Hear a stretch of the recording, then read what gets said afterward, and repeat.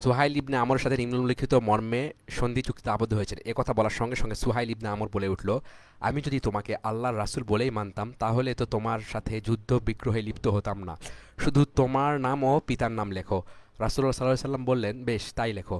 আবদুল্লাহর পুত্র মুহাম্মদ নিম্নলিখিত মর্মে আমরের পুত্র সুহাইলের সাথে সন্ধি চুক্তিতে আবদ্ধ হয়েছেন। তারা উভয়ে একমত হয়েছেন যে 10 বছরের জন্য যুদ্ধ বন্ধ থাকবে। এই 10 বছর জনগণ পূর্ণ শান্তি ও নিরাপত্তা ভোগ করবে এবং পরস্পরের বিরুদ্ধে সব রকমের আক্রমণ থেকে বিরত থাকবে। কুরাইশদের কোনো লোক তার অভিভাবকের অনুমতি ছাড়া মুহাম্মাদের নিকট এলে তিনি তাকে ফেরত পাঠাবেন, আর মুহাম্মাদের সাহাবাদের কেউ কুরাইশদের কাছে আসলে কুরাইশরা তাকে ফেরত পাঠাবে না। আমাদের এই চুক্তি কখনো লঙ্ঘিত হবে না। উভয় পক্ষ আন্তরিকভাবে ও পূর্ণ নিষ্ঠার সাথে তা মেনে চলবে। কেউ বিশ্বাসঘাতকতা করবে না, কেউ গোপন পাপাচারে লিপ্ত হবে না। মুহাম্মদ অথবা কুরাইশ যে কোনো পক্ষের সাথে যে কেউ এই চুক্তিতে অংশগ্রহণ বা নতুন চুক্তি করতে চাইলে অবাধে তা করতে পারবে। এই ধারা ঘোষিত হওয়া মাত্র বনু খোজা গোত্র রাসূলুল্লাহ সাল্লাল্লাহু আলাইহি সাল্লামের সাথে এবং বনু বকর কুরাইশদের সাথে তৎক্ষণাৎ মৈত্রী চুক্তি সম্পাদন করল। সন্ধি চুক্তিতে আরও লিপিবদ্ধ করা হলো, তুমি মুহাম্মদ এ বছর আমাদের শহর মক্কায় প্রবেশ না করে ফিরে যাবে। আগামী বছর আমরা তোমার জন্য মক্কার দ্বার উন্মুক্ত করে দিয়ে অন্যত্র চলে যাব। তুমি অবাধে প্রবেশ করবে এবং তোমার সাথীদের নিয়ে 3 দিন মক্কায় অবস্থান করবে। কোষবদ্ধ তরবারি সঙ্গে নিতে পারবে। তরবারি ছাড়া ঢুকবার বাধ্যবাধকতা থাকবে না।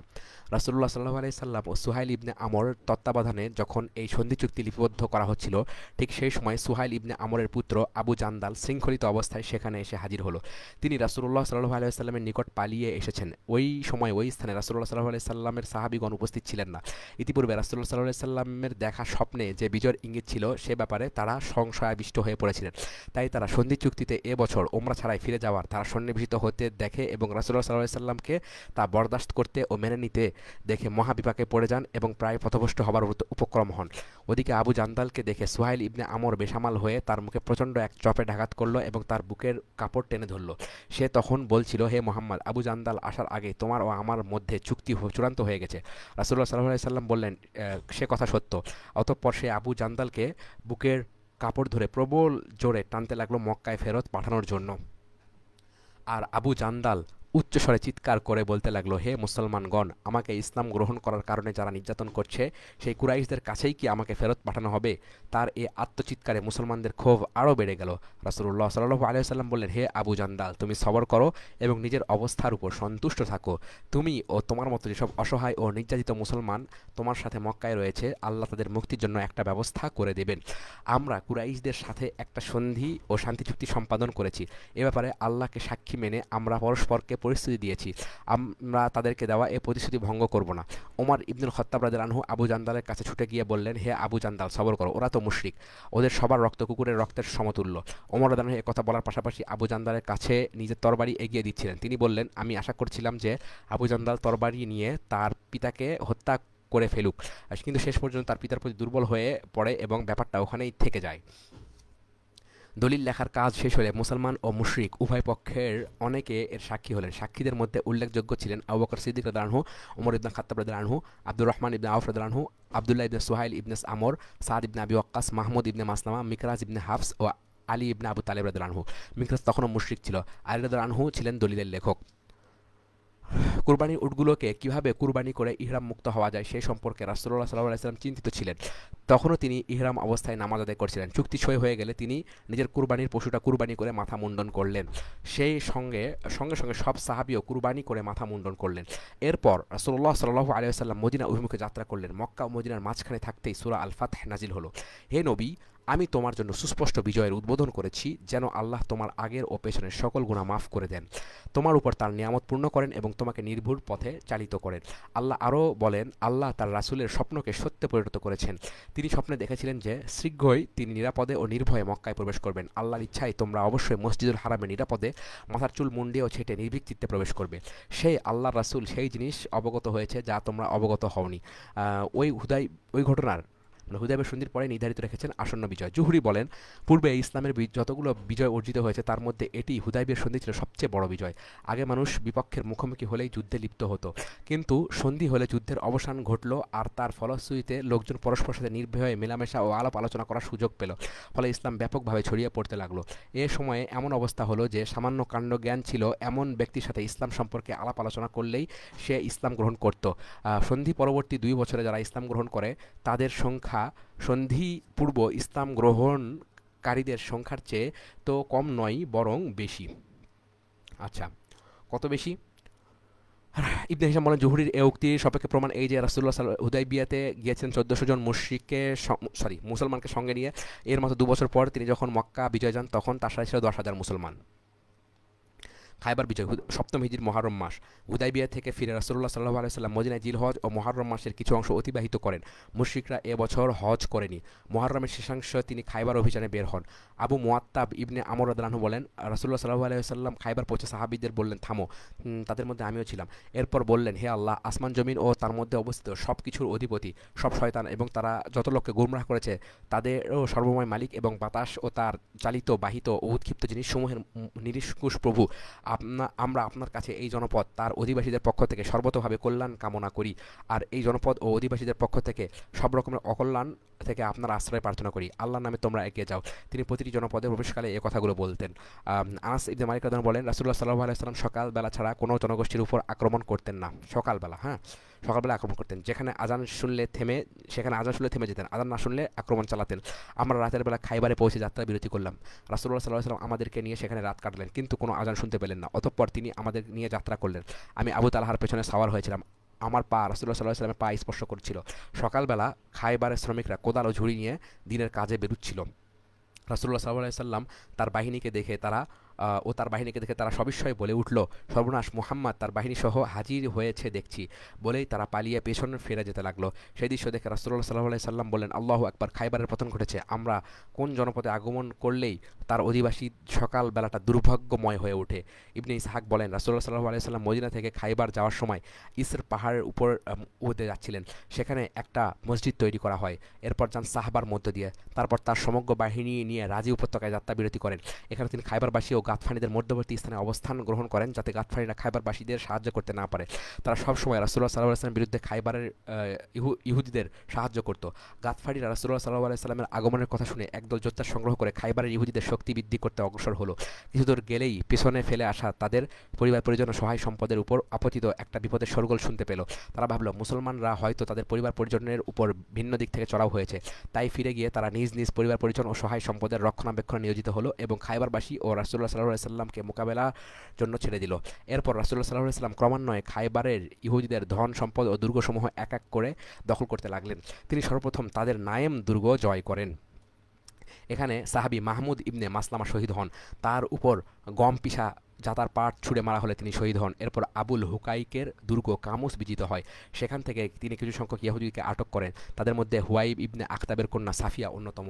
সে কিনানা ইবনে রাবির স্ত্রী ছিল। তার দুজন চাচাতো বোনও গ্রেফতার হয়। রাসূলুল্লাহ সাল্লাল্লাহু আলাইহি ওয়াসাল্লাম সাফিয়াকে নিজের জন্য মনোনীত করেন। দাহিয়া ইবনে খলিফা কালবি রাসূলুল্লাহ সাল্লাল্লাহু আলাইহি ওয়াসাল্লামের নিকট সাফিয়াকে চেয়েছিলেন। তিনি সাফিয়াকে নিজের জন্য গ্রহণ করে নিয়েছিলেন বলে দাহিয়াকে তার চাচাতো বোনকে দিয়ে দেন। ক্রমে খাইবারের গ্রেফতারকৃত লোকদেরকে সাহাবীদের সকলের মধ্যে বণ্টন করা হয়। এক এক করে খাইবারের কিল্লাগুলো এবং তাদের ধন সম্পদ রাসূলুল্লাহ সাল্লাল্লাহু আলাইহি ওয়াসাল্লামের হস্তগত ছিল। কেবল ওয়াতিহ ও সুলালিম নামক কিল্লা দুটি দখল করা তখনও বাকি ছিল। ওয়াতিহ এবং সুলালিম। সবশেষ তিনি এ দুটি কিল্লা জয় করেন। এ দুটিকে তিনি 10 দিনের অধিক সময় ধরে অবরোধ করে রাখেন। ইয়াহুদ নেতা মারহাব অস্ত্রশস্ত্র সংগ্রহ করে রাসূলুল্লাহ সাল্লাল্লাহু আলাইহি ওয়াসাল্লামের মোকাবেলায় এগিয়ে এসে একটি রণোদ্দীপক কবিতা আবৃত্তি করতে লাগলেন। কবিতাটি হলো, সমগ্র খাইবার জানে যে আমি মারহাব, অর্থাৎ খুব প্রতাপশালী, অস্ত্র দিয়ে আঘাত করতে পারদর্শী, অভিজ্ঞ ও বহুদর্শী বীর। কখনো ওফর করে দেই, আবার কখনো শক্ত আঘাত করি।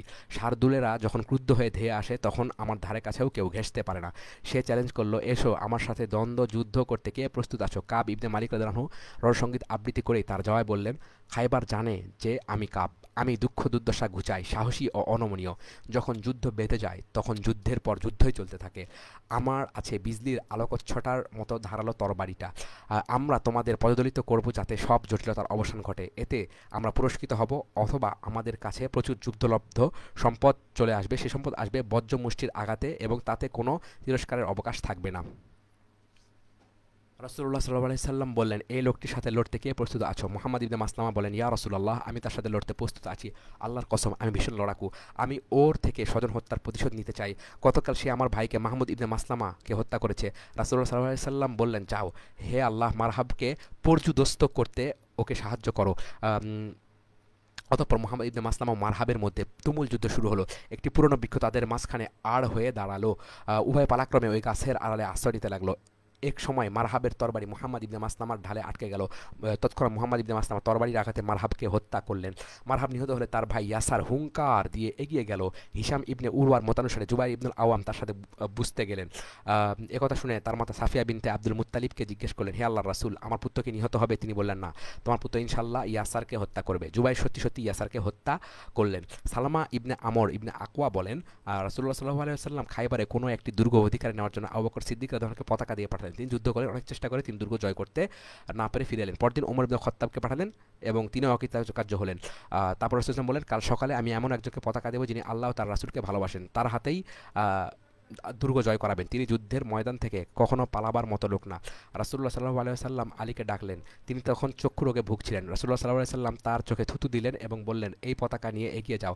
আল্লাহ যতক্ষণ তোমার হাতে বিজয় না দেন ততক্ষণ লড়াই করে যাও। সালামা বলেন, তিনি এগিয়ে গেলেন। শত্রুকে কাবু করার মতো প্রচণ্ড বলবীর্য ও পরাক্রম ছিল তার। তিনি শুধু হেলে দুলে পায়ে তারা দিয়ে ছুটে বেড়াচ্ছিলেন। আমরা তার পেছনে তার অনুসরণ করছিলাম। তিনি কিল্লার নিচে একটা পাথরের স্তূপের মধ্যে পতাকা স্থাপন করলেন। ওপর থেকে একজন ইহুদি তাকে দেখে জিজ্ঞেস করলো, তুমি কে? তিনি বললেন, আমি আবু তালিবের পুত্র আলী। ইহুদি বলল, তাওরাতের শপথ, তোমরা বিজয়ী হয়েছ। অবশেষে আল্লাহ আলীর হাতেই বিজয় দান করেন। রাসূলুল্লাহ সাল্লাল্লাহু আলাইহি সাল্লাম খায়বারবাসীকে তাদের দুই দুর্গ ওয়াতিহ ও সুলালিমে অবরোধ করলেন। যখন তারা নিশ্চিতভাবে বুঝল যে মৃত্যু ছাড়া আর কোনো উপায় নেই, তখন তারা তার কাছে প্রাণ ভিক্ষা চাইল এবং খায়বার থেকে তাদেরকে বহিষ্কার করার প্রস্তাব দিল। রাসূলুল্লাহ সাল্লাল্লাহু আলাইহি সাল্লাম এ প্রস্তাব মেনে নিলেন ও প্রাণ ভিক্ষা দিলেন। ইতিপূর্বেই তিনি তাদের আশাক নাতাহাহ ও আল কুতাইবার ভূমি সহ সমস্ত স্থাবর অস্থাবর সম্পদ এবং ওই দুটি দুর্গ ছাড়া সকল দুর্গ অধিকার করে নিয়েছিলেন। ফাতাকবাসী সমস্ত খবর জানতে পারল। তারা রাসূলুল্লাহ সাল্লাল্লাহু আলাইহি সাল্লামকে তাদের প্রাণভিক্ষা দিয়ে বিতাড়িতকরণ এবং জমিজমা ও ধন সম্পদ হস্তগত করার অনুরোধ জানালো। রাসূলুল্লাহ সাল্লাল্লাহু আলাইহি সাল্লাম তাদের অনুরোধ গ্রহণ করলেন। ইহুদিদের পক্ষ থেকে যারা এই অনুরোধ নিয়ে রাসূলুল্লাহ সাল্লাল্লাহু আলাইহি সাল্লামের নিকট গিয়েছিল তাদের মধ্যে মুহাইসা ইবনে মাসউদ ছিল অন্যতম। সে ছিল বনু হারেসার লোক। খাইবারবাসী প্রথমে মেনে নেয়, কিন্তু পরে অনুরোধ করে যে আমাদেরকে বহিষ্কার না করে অর্ধেক বর্গাভাগের ভিত্তিতে জমি চাষের কাজে নিয়োজিত করুন। তারা যুক্তি দেখাতে গিয়ে বলে যে এখানকার জমি জমা আমরাই ভালো আবাদ করতে সক্ষম এবং এ কাজে আমরাই সবচেয়ে অভিজ্ঞ পারদর্শী। রাসূলুল্লাহ সাল্লাল্লাহু আলাইহি সাল্লাম এ প্রস্তাব মঞ্জুর করে তাদের সাথে আপোষ রফা করলেন। তবে শর্ত আরোপ করলেন যে আমরা ইচ্ছা করলেই তোমাদেরকে উচ্ছেদ করার অধিকার আমাদের থাকবে।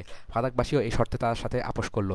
এভাবে খাইবার মুসলমানদের যৌথ সম্পদ এবং ফাদাক রাসূলুল্লাহ সাল্লাল্লাহু আলাইহি সাল্লামের ব্যক্তিগত সম্পদে পরিণত হলো, কেননা ফাদাক জয় করতে সামরিক অভিযানের প্রয়োজন পড়েনি।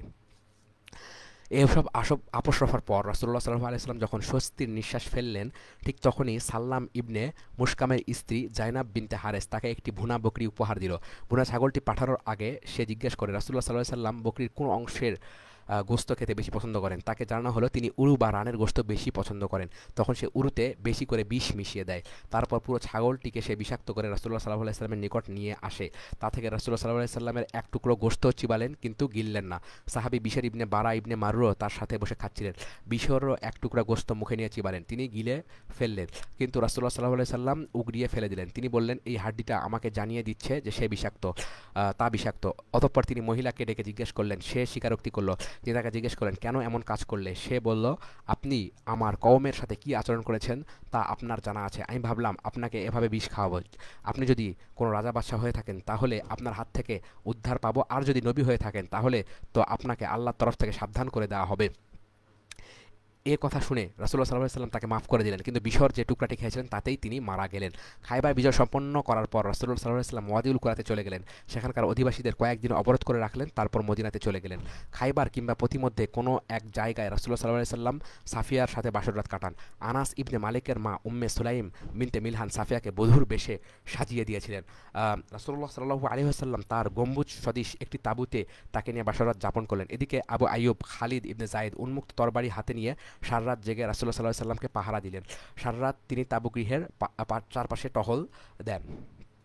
আচ্ছা, সকালবেলা রাসূলুল্লাহ সাল্লাল্লাহু আলাইহি ওয়াসাল্লাম তাকে দেখে জিজ্ঞেস করলেন, কী ব্যাপার আবু আইয়ুব? তিনি জবাব দিলেন, ইয়া রাসূলুল্লাহ, এই মহিলার পক্ষ থেকে আপনার উপর কোনো বিপদ আসে এই আশঙ্কা আমি পাহারা দিচ্ছিলাম, কারণ তার পিতা, স্বামী ও গোত্রের অন্যান্য লোকজনকে আপনি হত্যা করেছেন। তাছাড়া সে সবেমাত্র ইসলাম গ্রহণ করেছে, তাই তার দিক থেকে আপনার উপর বিপদের আশঙ্কা করছিলাম।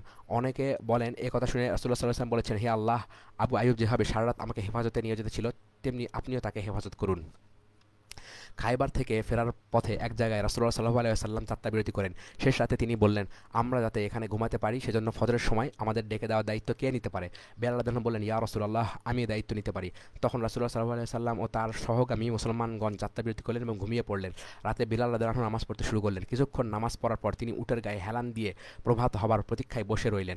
একসময় তিনি ঘুমিয়ে পড়লেন। ফলে রাসূলুল্লাহ সাল্লাল্লাহু আলাইহি ওয়াসাল্লাম ও মুসলিম মুজাহিদগণ যথাসময়ে ঘুম থেকে জাগতে সক্ষম হলেন না। তপ্ত রোদের পরশ লাগার সাথে সাথেই তাদের ঘুম ভাঙল। প্রথমে রাসূলুল্লাহ সাল্লাল্লাহু আলাইহি ওয়াসাল্লাম ঘুম জেগে উঠলেন। তিনি বিলাল রাদিয়াল্লাহু আনহুকে বললেন, বিলাল, তুমি আজ এ কী করলে? তিনি বললেন, হে আল্লাহর রাসূল, যে ঘুমে আপনাকে ধরেছিল সেই ঘুমের কাছে আমিও পরাভূত হয়েছি। রাসূলুল্লাহ সাল্লাল্লাহু আলাইহি ওয়াসাল্লাম বললেন, তুমি ঠিকই বলছো। এরপর তিনি নিজের উট নিয়ে অল্প কিছু দূর এগিয়ে গেলেন। তারপর উট থামিয়ে তিনি ওযু করলেন। সাহাবাগণও ওযু করলেন। তারপর বিলালকে নামাজ শুরু করার জন্য ইকামত দিতে বললেন। তিনি ইকামত বললেন। তখন রাসূলুল্লাহ সাল্লাল্লাহু আলাইহি ওয়াসাল্লাম সাহাবীদের নিয়ে নামাজ পড়লেন। নামাজ শেষে তিনি সাহাবীদের দিকে ফিরে বললেন, তোমরা কখনো নামাজ পড়তে ভুলে গেলে স্মরণ হওয়া মাত্রই পড়ে নেবে, কেননা আল্লাহ বলেছেন, আমাকে স্মরণ করার জন্য নামাজ কায়েম করো। খায়বার বিজয়ের পর রাসূলুল্লাহ সাল্লাল্লাহু আলাইহি ওয়াসাল্লাম ইবনে লুকাইম আবাসিকে খায়বারের যাবতীয় মুরগি ও গৃহপালিত প্রাণী পুষতে দিয়েছিলেন। হ্যাঁ, ইবনে লুকাইম আবাসিকে। সফর মাসে খায়বার বিজয় সম্পন্ন হয়। ইবনে লুকাইম খায়বার সম্পর্কে একটি কবিতা আবৃত্তি করেন, যা নিম্নরূপ: এক দুরান্ত দুঃসাহসী সাদা বেশধারী সেনাদল পরিবেষ্টিত নবী কর্তৃক নাতা আক্রান্ত হলো। নাতাবাসী যখন ইতস্তত বিক্ষিপ্ত হয়ে পড়ল এবং আসলাম ও গিফার গোত্রদ্বয় তার মাঝে বিচ্ছিন্ন হলো, তখন তারা নিশ্চিত হলো পরাজয় সম্পর্কে। বনু আমর ইবনে জুরআর লোকেরা প্রভাতকালেই দেখতে পেল আশাক এর অধিবাসী দিনের বেলাতেই ঘোর অন্ধকারে পতিত হয়েছে। তার সমগ্র সমভূমি জুড়ে দৌড়ে গেছে ধ্বংস ও মৃত্যু।